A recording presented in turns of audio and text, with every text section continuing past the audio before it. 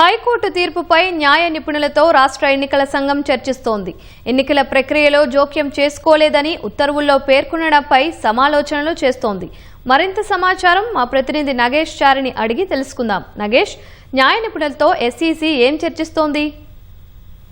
High court తీర్పులో ఏ అంశాలు ప్రధానంగా ప్రస్తావించింది, అందులో ముఖ్యంగా ప్రభుత్వం తరఫున సంబంధించి జీవోలపై ఏం పేర్కొంది, అదేవిధంగా ఎన్నికల కమిషన్ ఇచ్చిన నోటిఫికేషన్ పైన ఏ అంశాలు ఉన్నాయన్న అంశం పైన ఎన్నికల సంఘం తమ న్యాయవాదులతో చర్చిస్తుంది. అంటే ఆ రోజు ఎప్పుడైతే హైకోర్టు ధర్మాసనం మౌఖిక ఉత్తర్వులు వెలువడగానే వెంటనే నామినేషన్ల ప్రక్రియను, ఎన్నికల నోటిఫికేషన్ ను నిలిపివేస్తూ ఎన్నికల సంఘం వెంటనే గెజెట్ ఇచ్చింది.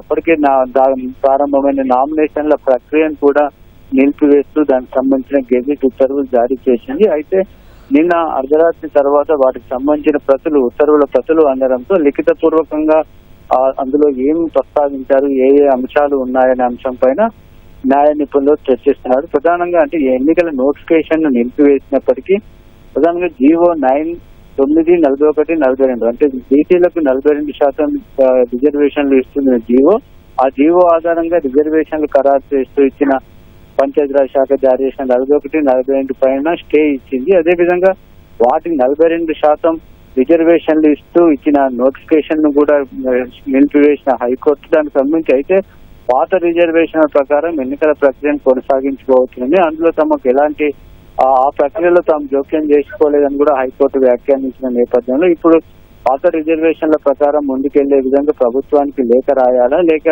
ఆ నోటిఫికేషన్ పైన పూర్తిగా ఇంకా హైకోర్టులో స్పష్టత వచ్చే వరకు దీనిపైన ఆగి ఉండాలా అనేది రాష్ట్ర ఎన్నికల సంఘం పరిశీలిస్తుంది. మరోవైపు రాష్ట్ర ప్రభుత్వం మాత్రం దీనిపైన సుప్రీంకోర్టుకు వెళ్లాలని ఒక అభిప్రాయానికి వచ్చింది. దానిపైన ఇప్పటికే న్యాయ నిపుణులతో సలహా కూడా తీసుకున్నట్టుగా తెలుస్తుంది. ఈ రోజు ముఖ్యమంత్రి కూడా దీనిపైన చర్చించే అవకాశం ఉంది. దానిపైన సోమవారం రోజు సుప్రీంకోర్టులో, సోమవారం లేదా మంగళవారం సుప్రీంకోర్టుకు వెళ్లే ఆలోచనలో ప్రభుత్వం కనిపిస్తుంది.